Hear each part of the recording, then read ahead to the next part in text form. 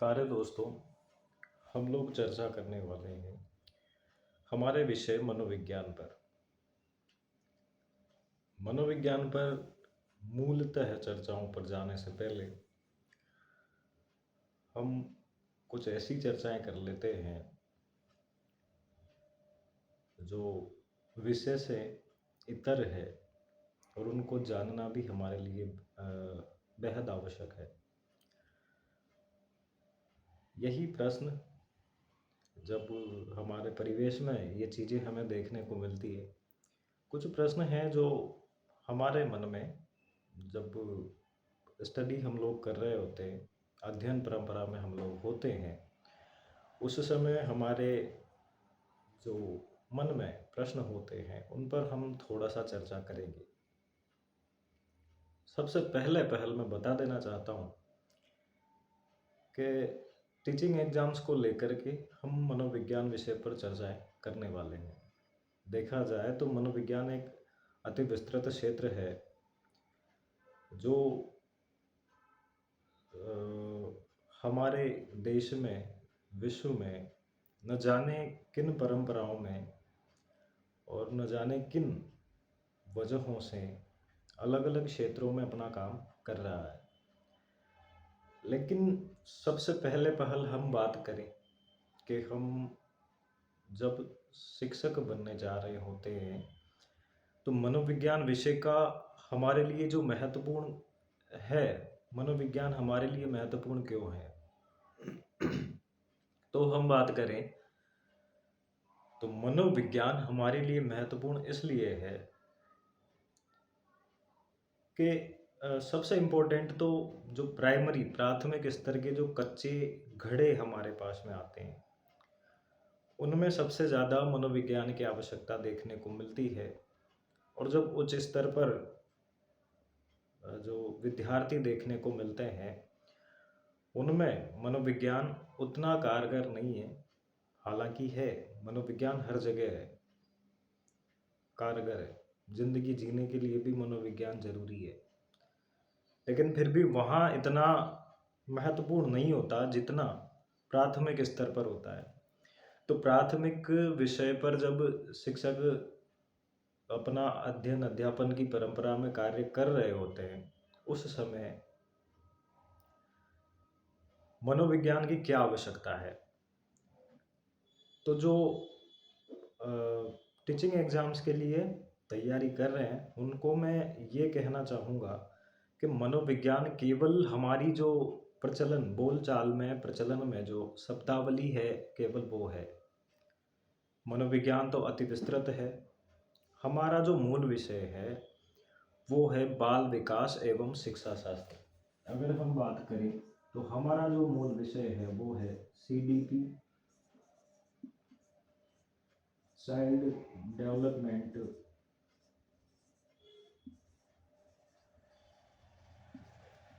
And pedagogy.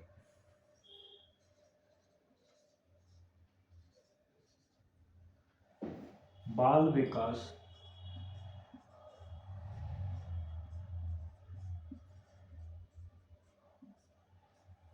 एवं शिक्षा शास्त्र।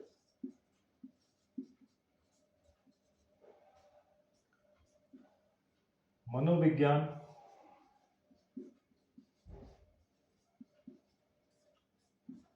हमारा विषय नहीं है, लेकिन जो ये बाल विकास है, बाल मनोविज्ञान जो था हमारा,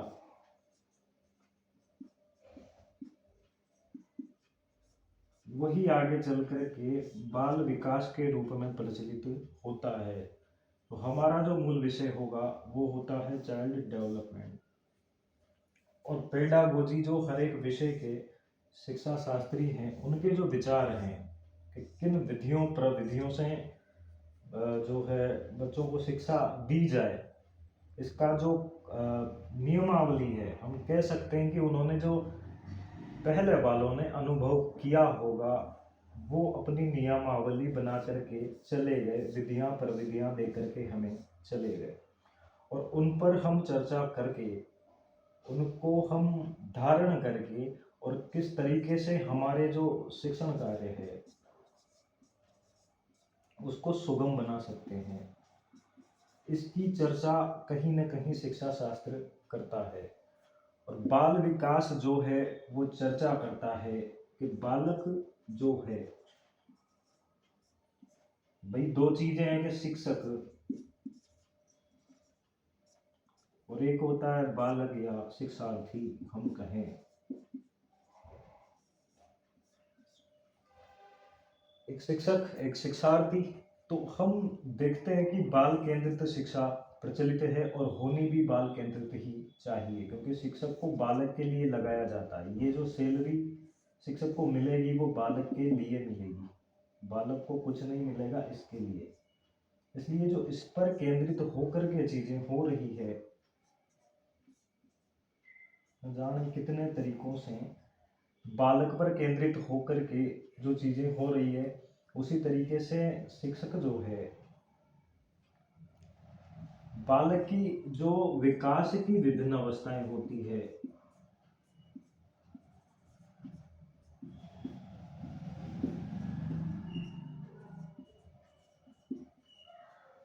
और अगर हम इंग्लिश की शब्दावली में बात करें तो डेवलपमेंट की जो फेजेज होती है, फेजेज कहते हैं, स्टेजेज कहते हैं, इनको समझ करके उसके अकॉर्डिंग उसके अनुरूप हम शिक्षण कार्य करें, तब हम बिल्कुल तरीके से इसकी जो शिक्षण प्रणाली है उस पर तरीके से पहुंचना चाहें तो सीडीपी हमारे लिए कारगर है। और अगर हम ऐसे ही अनावश्यक रूप से अपना कार्य करना चाहें तो सीडीपी हमारे लिए कारगर नहीं है। इसके बाद हम बात करें तो क्या मनोविज्ञान हमारा विषय है? तो दोस्तों, मनोविज्ञान हमारा विषय नहीं है। मनोविज्ञान एक अति विस्तृत क्षेत्र है जिसकी हम शाखाएं चर्चा करेंगे। न जाने कितनी शाखाएं हैं, जिसमें से केवल बाल विकास है ना, इसको बाल मनोविज्ञान था, वो बाल विकास है और वही हमारा विषय है। कभी हम बात कर लेते हैं शिक्षा मनोविज्ञान पर,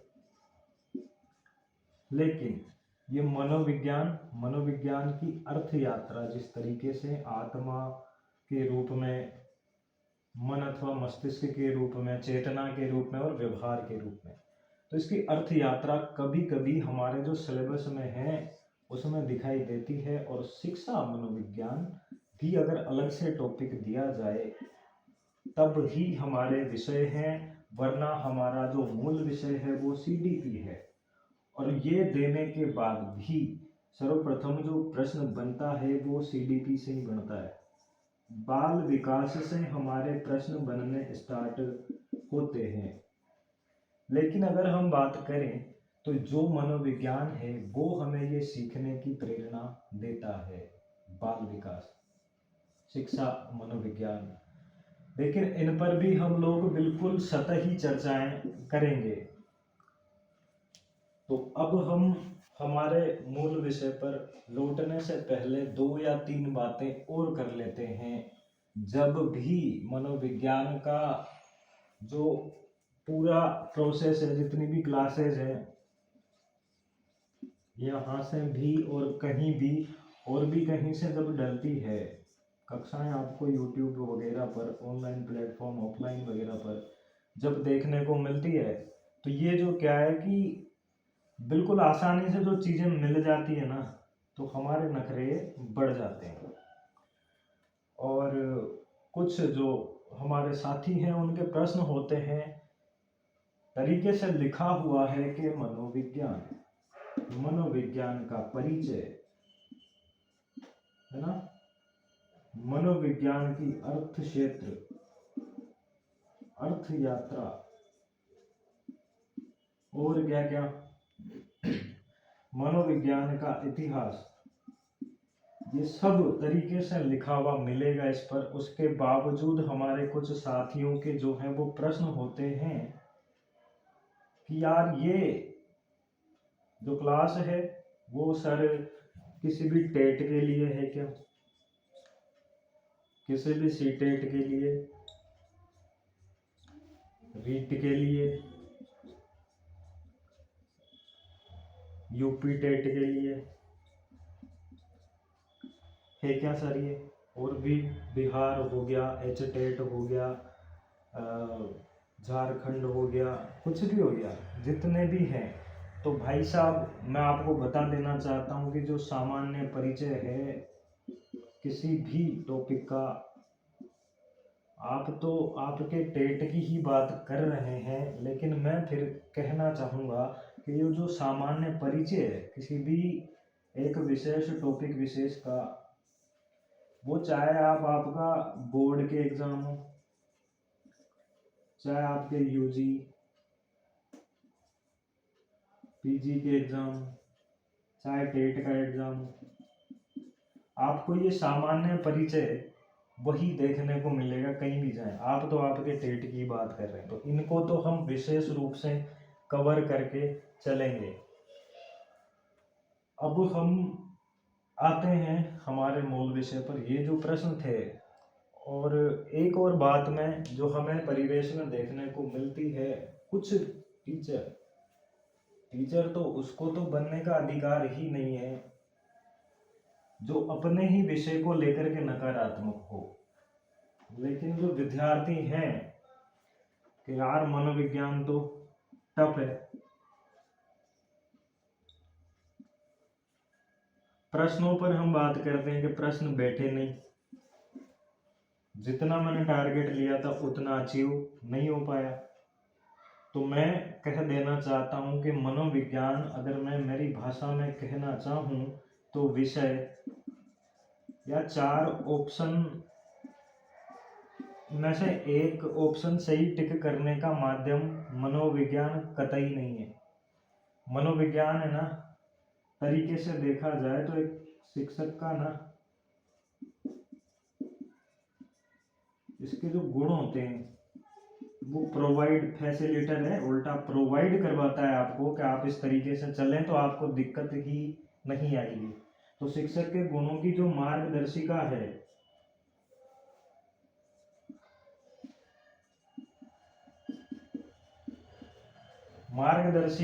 या हम कहते हैं कि मार्गदर्शक पुस्तिका है, उसका नाम है मनोविज्ञान। इसमें से 4 ऑप्शन में से एक ऑप्शन टिक करने का माध्यम नहीं है मनोविज्ञान। मैं अपनी भाषा में कहूँ तो गुणों की मार्गदर्शिका कहते हैं, मार्गदर्शक पुस्तिका कहते हैं, ये है मनोविज्ञान। ठीक है, इसके बाद हम बात करें, अब हम हमारे मूल विषय पर आते हैं। मनोविज्ञान क्या था, कहाँ से आया, इसका काम क्या है, उन सभी चीज़ों पर हम चर्चा करते हैं। हम तरीके से हमारा टॉपिक डालते हैं मनोविज्ञान। अगर हम देखें तो हमें इंग्लिश में देखने को मिलेगा साइकोलॉजी, लेकिन मैं कहूँ तो ये इंग्लिश वर्ड नहीं है। तो फिर क्या है, ये इस तरीके से है, ये ग्रीक अथवा यूनानी भाषा का जो शब्द है, तो ये ग्रीक वर्ड है। वो कैसे हैं कि एक, अगर हम मोटे तौर पर बात करें तो क्या मनोविज्ञान एक स्वतंत्र विषय के रूप में था क्या? तो मनोविज्ञान स्वतंत्र विषय के रूप में नहीं था कि भाई कुछ चीज़ें, कुछ घटनाएं, कुछ तथ्य, कुछ नियम, कुछ प्रमेय, ये लो जी नई निकल करके आ गई है, ये हमने रख दी है, और इन सब चीज़ों का जो समावेश है, क्या वो मनोविज्ञान है? तो मनोविज्ञान हमारा स्वतंत्र विषय के रूप में, शुरुआत में नहीं था, शुरुआत में नहीं था। स्वतंत्र विषय ये निकल करके पता है कब आएगा? 1879 में, 1879 में। तब तक ये स्वतंत्र विषय नहीं रहता। मनोविज्ञान हमारा स्वतंत्र विषय के रूप में शुरुआत में नहीं था। तो फिर ये आया कहाँ से? जो इसकी जननी है वो दर्शन शास्त्र को माना जाता है। और अगर जनक की बात करें तो वो है हमारे अरस्तु। लेकिन इन अरस्तु को प्रेरणा कहाँ से मिली? दर्शन शास्त्री थे हमारे सुकरात। सुकरात के शिष्य आते हैं प्लेटो।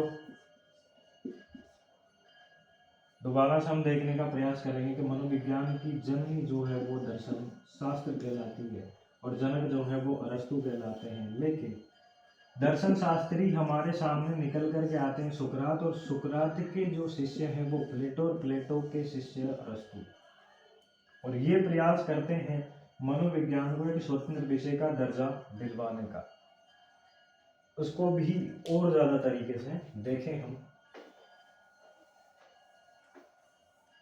तो हमारे सामने दर्शन शास्त्र एक विषय, और ये दर्शन शास्त्री हमारे सामने है सुकरात। इनके शिष्य आते हैं प्लेटो, प्लेटो के शिष्य आते हैं अरस्तु। अब अगर विषय विज्ञान के विद्यार्थी साइंस वाले हमारे सामने आए तो वो कहेंगे कि ये अरस्तु भाई तो चारों तरफ देखने को मिलता है, उसके बाद इसने मनोविज्ञान भी नहीं छोड़ा गया, तो पता नहीं था इनमें कुछ। ये मनोविज्ञान के भी जनक आकर के कहला जाते हैं। सुकरात के प्लेटो शिष्य हैं, शिष्य प्लेटो के अरस्तु हैं।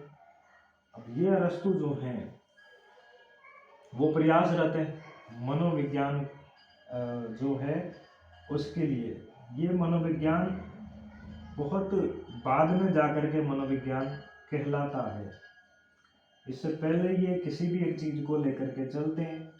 दर्शन शास्त्र की वो शाखा मनोदर्शन,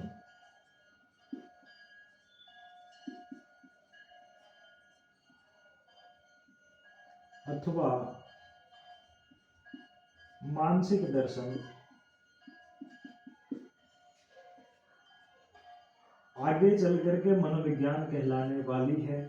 मानसिक दर्शन, मनोदर्शन अथवा मानसिक दर्शन के रूप में अरस्तु कहते हैं कि ये जो विषय है वो मनोदर्शन है, मानसिक दर्शन है।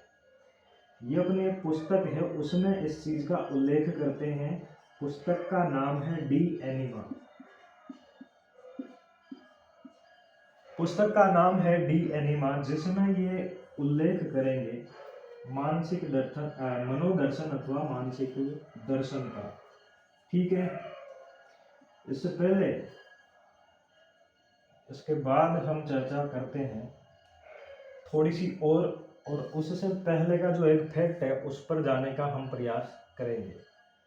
ये इनका अरस्तु जी का मामला है और 16वीं शताब्दी 1590 1590। अगर हम बात करें तो एक और व्यक्ति जो है, व्यक्ति तो रहे होंगे ना, चाहे मनोवैज्ञानिक रहे, चाहे विचारक रहे हों या कुछ भी रहे हों, रुडोल्फ गोइकले। रुडोल्फ गोइकले नाम के एक व्यक्ति हैं जिन्होंने, इनकी भी एक पुस्तक है साइकोलॉजिया। इस साइकोलॉजिया में ये उल्लेख करते हैं मनोविज्ञान विषय का। किस विषय का? मनोविज्ञान विषय का। 1590 में 16वीं शताब्दी में। और ये जो काम हो रहा था वो हो रहा था 400 ईसा पूर्व। ये काम हो रहा था 400 ईसा पूर्व, जबकि ये काम है 16वीं शताब्दी का 1590 का। रूडोल्फ गोइकले अपनी पुस्तक साइकोलॉजिया में मनोविज्ञान शब्द का उल्लेख करते हैं, लेकिन मनोविज्ञान यहाँ भी स्वतंत्र विषय के रूप में दर्जा नहीं मिलता। 1879 की अगर हम बात करें, 1879 की, तो लिपजिंग विश्वविद्यालय में जब विलियम उंट अपनी प्रयोगशाला की स्थापना करते हैं, उसके बाद वो प्रयोगात्मक मनोविज्ञान के जनक कहलाते हैं और मनोविज्ञान अपना स्वतंत्र अस्तित्व प्राप्त कर लेता है कि भाई जिस विषय की प्रयोगशाला ही स्थापित हो गई हो तो फिर उसे अब तो स्वतंत्र विषय का दर्जा मिल जाए।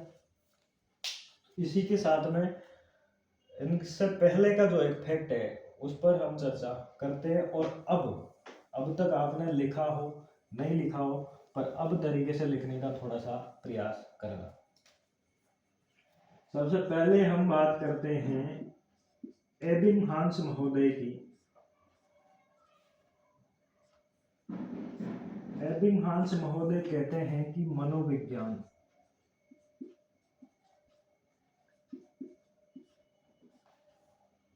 का अतीत बहुत लंबा है।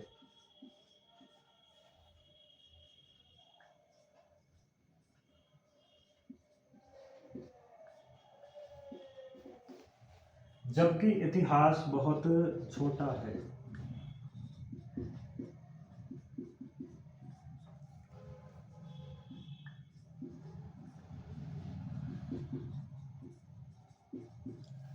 तो इन्होंने जो भी स्टेटमेंट दिया है इसके पीछे कोई कारण तो रहा होगा। तो ये जो अतीत है और ये जो इतिहास है इस पर चर्चा किस तरीके से है, अरस्तु है। अरस्तु की पुस्तक डी एनिमा की अपन ने बात करी। ये जो कार्य हो रहा था इसमें मनोदर्शन की हमने बात करी। यही शब्द हम प्रचलन में लेने का प्रयास करेंगे, मनोदर्शन अथवा मानसिक दर्शन। तो ये जो कार्य हो रहा था वो हो रहा था हमारा 400 ईसा पूर्व में। लेकिन अगर हम बात करें रूडोल्फ गोइकले की,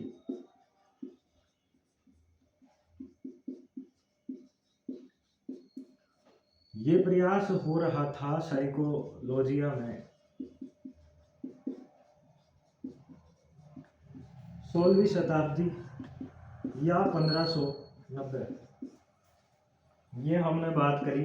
ये उल्लेख करते हैं मनोविज्ञान का, केवल नाम का उल्लेख करते हैं, संज्ञा का उल्लेख करते हैं। वो जो भौतिक अस्तित्व में स्वतंत्र जो अस्तित्व आएगा उसकी चर्चा रूडोल्फ गोइकले नहीं करते। मनोविज्ञान केवल नाम का उल्लेख करते हैं कि संज्ञा का उल्लेख करते हैं।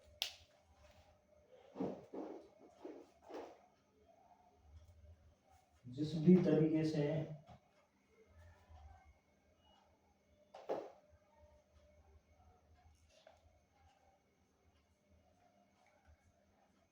इसके बाद हम बात करें तो हम बढ़ने वाले हैं साइकोलॉजी के अर्थ की तरफ।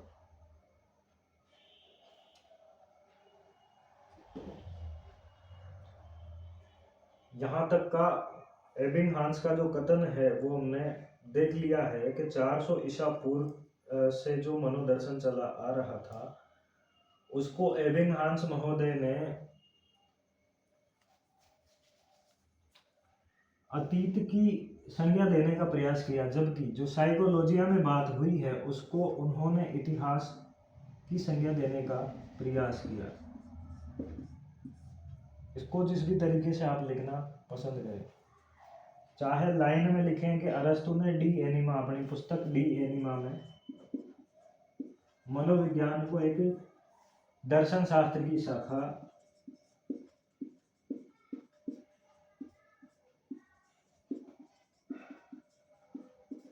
मनोदर्शन अथवा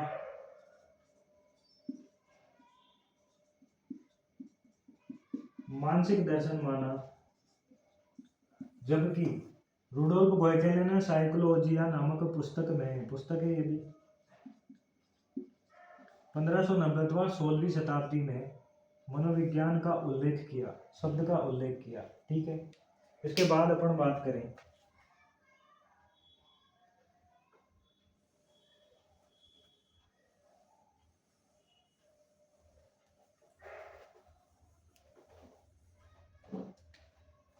हम दोनों शब्दों को लिखने का प्रयास करते हैं। ये पहले लिखना है और ये बाद में लिखना है।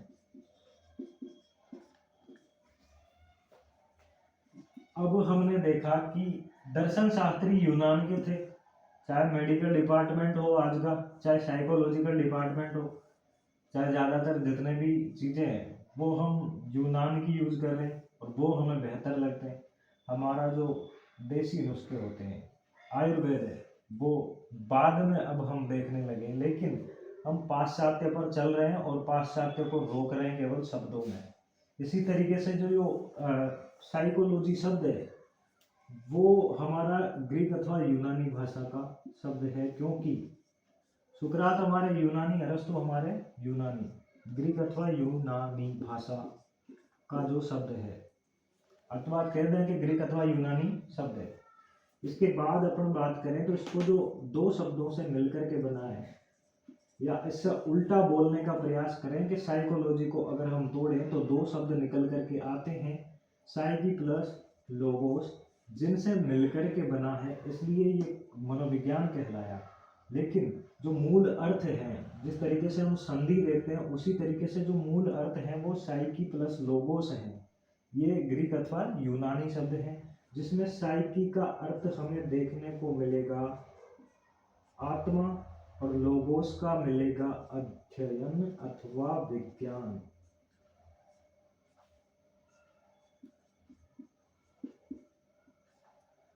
और अगर हम इसमें बीच में प्रयास करें काल लगाने का, तो ये सर्वप्रथम हमारे सामने निकल करके आ जाता है आत्मा का अध्ययन अथवा विज्ञान के रूप में। ये कार्य हमारा 16वीं शताब्दी में होता है, और इसको अगर हम जबरदस्ती तोड़ने का प्रयास करते हैं तो हमारा निकल करके आएगा मनो प्लस विज्ञान। इसका अगर हम हमारी जो भाषा में निकालने का प्रयास करें तो वो निकलेगा मनस से विज्ञान का विज्ञान, और मनस का हम अर्थ निकालने का प्रयास करें तो वो निकलेगा मन अथवा मस्तिष्क का विज्ञान। इसके रूप में मनोविज्ञान हमारे सामने आता है। ये प्रयास हमने कर लिया। ये कार्य होगा 16वीं शताब्दी में, ये कार्य होगा 17वीं और 18वीं शताब्दी में।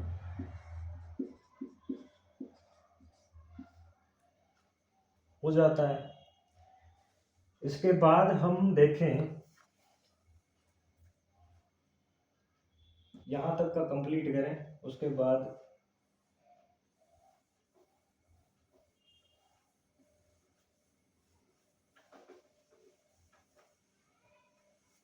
हम देखते हैं मनोविज्ञान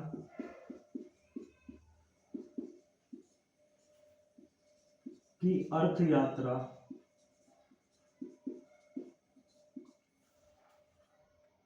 कि किस तरीके से आज जो प्रचलन में है वो व्यवहार के विज्ञान के रूप में है मनोविज्ञान।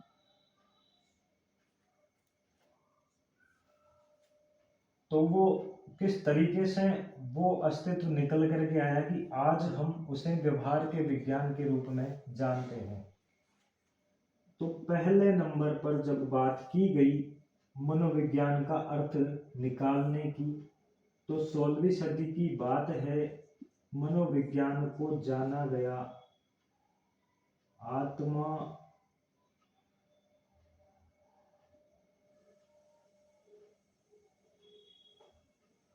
हम लिखते हैं कि मनोविज्ञान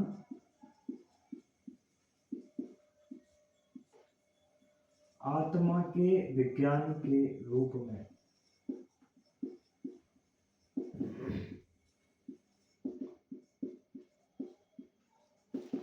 हो गया। मनोविज्ञान आत्मा के विज्ञान के रूप में। इसको मानने वाले सर्वप्रथम कौन? आत्मा तत्व की बात करेंगे दर्शन शास्त्र से। दर्शन शास्त्री ही सर्वप्रथम इसको देने वाले अरस्तु, सुकरात, प्लेटो, डेकोर्टे।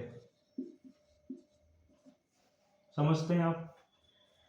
अब आप देखेंगे कि अरस्तु का नाम सुकरात से पहले किस तरीके से आ सकता है। अरस्तु के गुरु प्लेटो, प्लेटो के भी गुरु सुकरात है, तो ये तो दादा गुरु हो गए।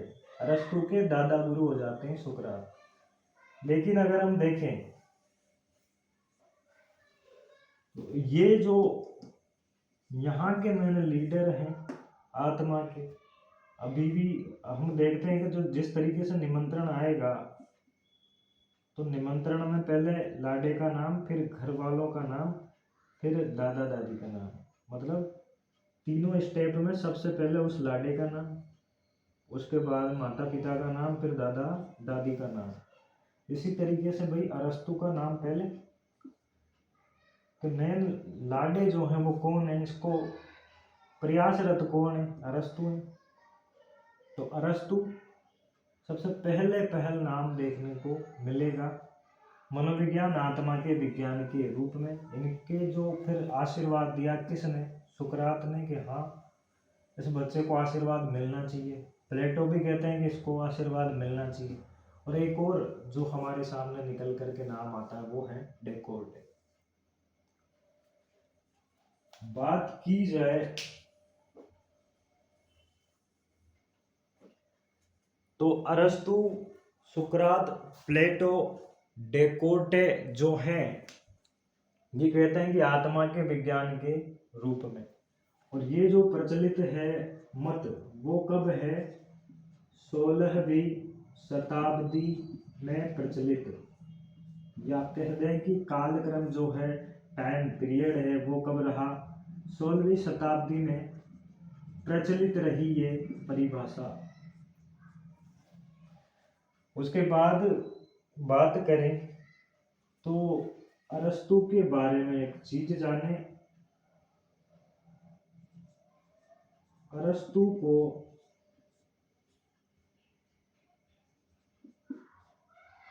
मनोविज्ञान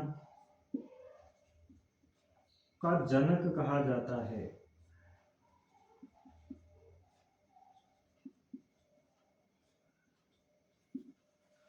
जबकि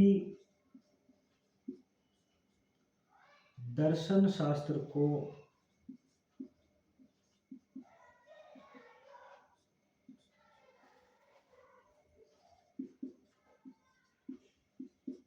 मनोविज्ञान की जननी कहा जाता है।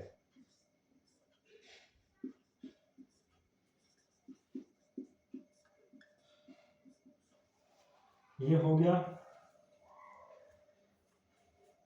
इस तरीके से देखें, इनमें ना इम्पोर्टेंट वर्ड निकालने का प्रयास करें। अरस्तु जनक, दर्शन शास्त्र जननी। किसी भी लाइन में ये इम्पोर्टेंट वर्ड जिस तरीके से आप निकालने का प्रयास करेंगे तो प्रश्न जो है वो बहुत कम चांस होंगे कि गलत हो।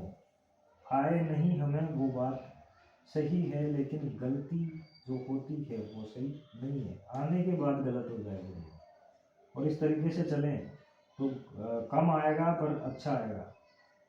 अरस्तु मनोविज्ञान के जनक, दर्शन शास्त्र जननी, मनोविज्ञान की। हो गया ये। तो ये जो प्रचलन रहा 16वीं शताब्दी में, तो अपडेट तो होंगे। अपडेट होने के बाद इस परिभाषा का अंत किया जाए, तब जा करके किसी नई परिभाषा का शुरुआत होगा। तो इसका किस तरीके से कहेंगे कि जब चर्चा होगी कि यार एक नया विषय आया है, मनोविज्ञान मनोविज्ञान मनोविज्ञान, और ये अरस्तु जी कहते हैं कि भाई आत्मा के विज्ञान के रूप में है। सुकरात जी ने भी हाँ कर दी कि हाँ सही कह रहा है बच्चा। प्लेटो जी ने भी हाँ कह दी कि सही कह रहा है बच्चा। डेकोर्टे जी ने भी कह दी कि भाई सही कह रहा है। लेकिन आप कह रहे हैं कि मनोविज्ञान जो है वो आत्मा का विज्ञान है, तो फिर इसमें आत्मा की ही चर्चा होगी। आत्मा का विज्ञान है तो जो विशेष ज्ञान लिया जाएगा आत्मा का, इस विषय पर चर्चा होगी। आत्मा विषय पर नियम वगैरह जो भी आप निकल करके देंगे तभी तो मतलब जो सारा का सारा सिस्टम होगा वो आत्मा पर चलेगा। तो फिर ये बताएं हमें कि आत्मा को देखा किसने। चर्चा करेंगे तो पहले बताएं कि आत्मा को देखा है क्या आपने कि नहीं देखा। चलो नहीं देखा, लेकिन इस जो भौतिक शरीर है इसमें आत्मा का कोई वजूद है क्या जो दिखाई दे। यार दिखती तो नहीं लेकिन होती है, तो भाई साहब उसका अध्ययन तो करके बताएं किस तरीके से करेंगे। यार उसका अध्ययन तो नहीं कर सकते, ऑथेंटिक जानकारियां नहीं दे सकते। जो आत्मा परमात्मा की बात कर रहे हैं वो चीज ऑथेंटिक नहीं है, लेकिन फिर भी जिस तरीके से भी प्रवचन चलेंगे कि जो कह दिया तो ऐसे थोड़ी चलेगा। कुछ तो आपके पास में मोस्ट इम्पोर्टेंट वर्ड हो जिस पर सब लोग चर्चा कर सकें। ये तो इस तरीके से हो जाएगा कि आत्मा के बारे में आप जो कहते रहेंगे वो चलता रहे, तो ऐसा तो नहीं है, पॉसिबल नहीं है। तो इस तरीके से खतरनाक विरोध होता है और कहते हैं कि आत्मा का भौतिक अस्तित्व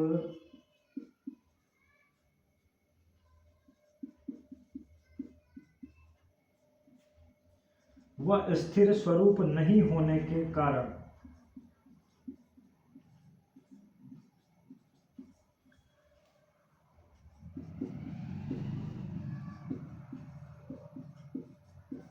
इस परिभाषा का अंत हो जाता है।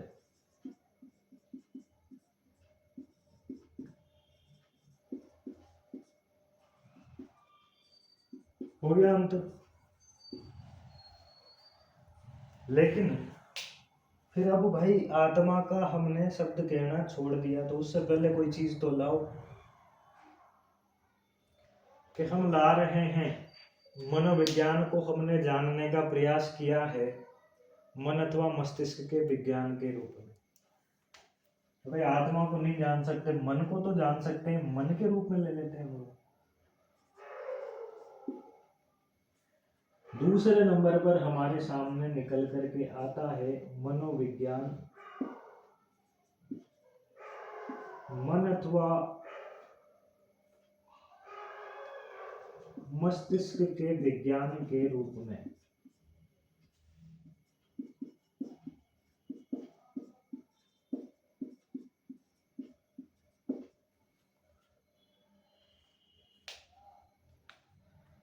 इसको देने वाले अपने आते हैं इटली के पोम्पोनोजी। चाहे लिख दें इटली के पोम्पोनोजी या कह दें कि पोम्पोनोजी कोष्टक में इटली, ये हो जाता है।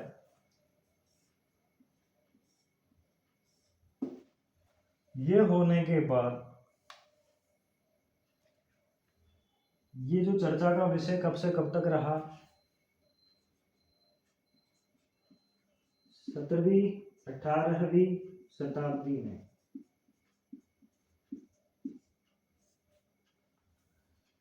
इनके अगर समर्थकों की बात की जाए, ये तो खुद ही इनके समर्थक कह सके कि अरस्तु के समर्थक सुकरात, प्लेटो, डेकोर्टे।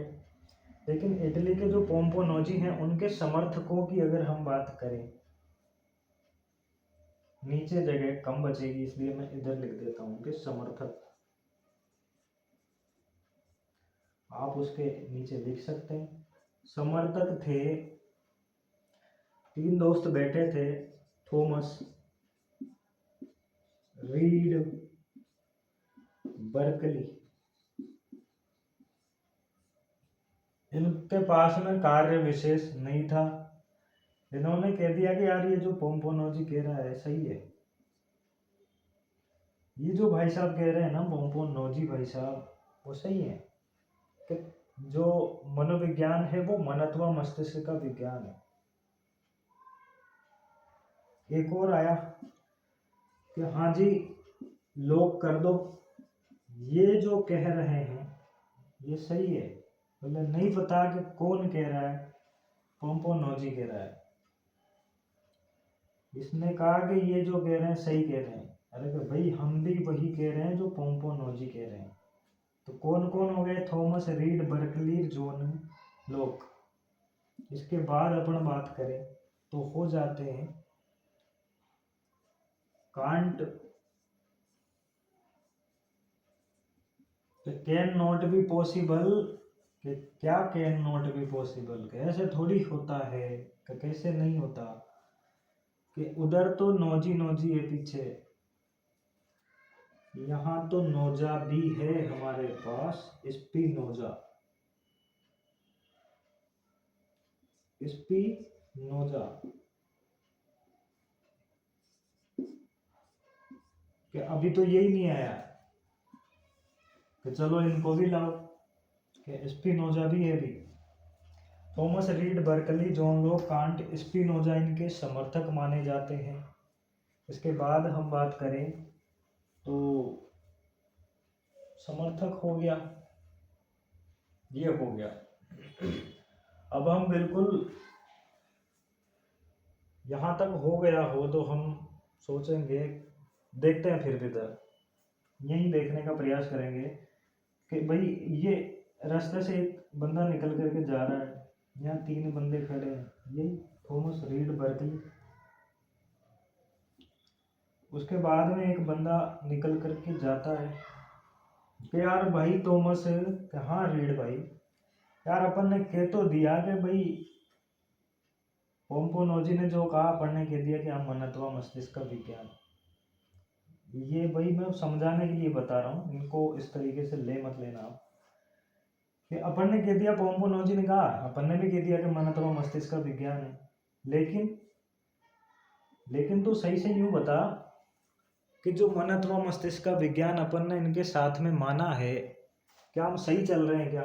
क्या पता देखे तो पोम्पोनोजी देखे अपनी थोड़ी प्रॉब्लम है, नहीं प्रॉब्लम अपनी भी है। ये कह रहा है कोई बात नहीं, लेकिन अपन कह रहे हैं अब तो सोचना विचारना तय करें। एक पार्टी में बैठे थे अपन ने, उसने हाँ करी तो अपन ने भी हाँ कर दी, लेकिन अब देखना जरूरी है, तय करना जरूरी है क्या ये बंदा सच में सही जा रहा है। कि ये कह रहा है कि मनोविज्ञान मन अथवा मस्तिष्क का विज्ञान है, तो क्या यार ये जो बंदा निकल करके जा रहा है इसके मन अथवा मस्तिष्क को निकाल करके देखें। हाँ देख लेते हैं। तो इनमें से एक गया है बर्कली, इसने पकड़ा इसको, इसके खोपड़े को खोला और के यार इसमें मन अथवा मस्तिष्क दिखाएगा। तो ये जो रीड है ना, इसके 12th में सब्जेक्ट क्या था? साइंस।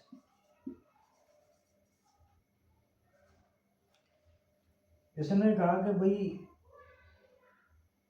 थॉमस ने कहा कि ये वाला हिस्सा कौन सा है? तो ये जो रीड है वो कहता है कि ये तो अग्र मस्तिष्क है।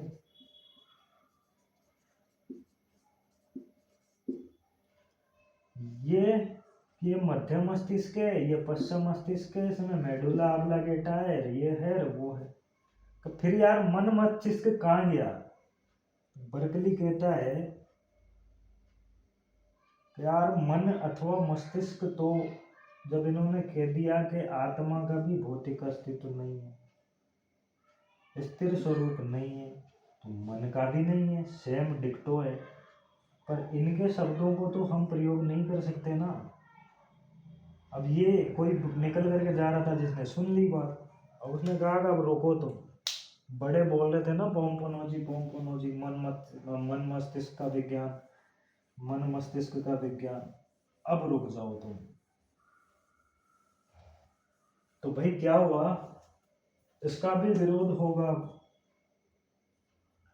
ये जितने भी लोग कर रहे थे कैन नॉट बी पॉसिबल कर रहे थे, नोजी से स्पिनोजा बन रहा था, इनका भी विरोध होगा।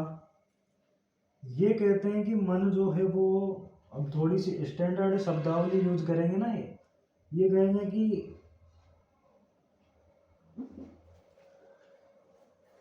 मन का मतलब, इन्होंने कहा कि मन जो है वो एक अमूर्त संकल्पना है।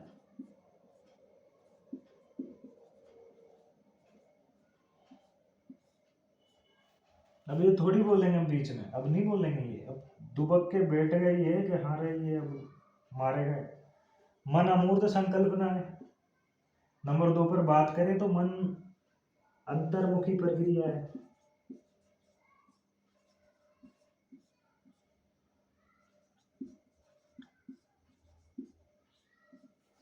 कि भाई कैसे है? तो ये तीनों तो चुप, साइलेंट। अरे तो चुप बैठ जा, विरोध होने लगा है ना, ये तो गया, अब अपन अपना काम करते हैं। कि मन अमूर्त संकल्पना है तो कैसे है? कि जब आपने आत्मा को नहीं देखा तो मन को भी नहीं देखा, और जिसको देखा नहीं जा सकता, छुआ नहीं जा सकता, उसको अमूर्ति तो कहते हैं। कि सही बात है। अंतर्मुखी प्रक्रिया किस तरीके से? ये दो बंदे हैं, ये इसके बारे में कुछ भी सोच रहा है, ये इसके बारे में कुछ भी सोच रहा है, सोच इसी के बारे में रहा है, और ये भी इसी के बारे में सोच रहा है, एक दूसरे के बारे में सोच रहा है। लेकिन इसको खुद को नहीं पता कि ये बंदा मेरे बारे में क्या सोच रहा है, और इसको भी नहीं पता कि ये मेरे बारे में क्या सोच रहा है। तो फिर अंतर्मुखी प्रक्रिया हुई कि नहीं हुई? आप मनोविज्ञान से जानने का प्रयास करेंगे कि मन अथवा मस्तिष्क का अध्ययन करने का विकास करेंगे तो अंतर्मुखी है। जो चीज वो आपको बताना नहीं चाह रहा उसको आप जानेंगे कैसे? तो सही बात है, मन अमूर्त संकल्पना है, अंतर्मुखी प्रक्रिया होने की वजह से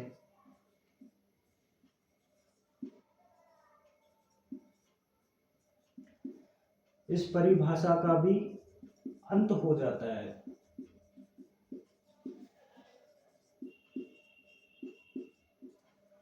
यहाँ तक का जिस भी तरीके से आप लिखना पसंद करें लिख लें।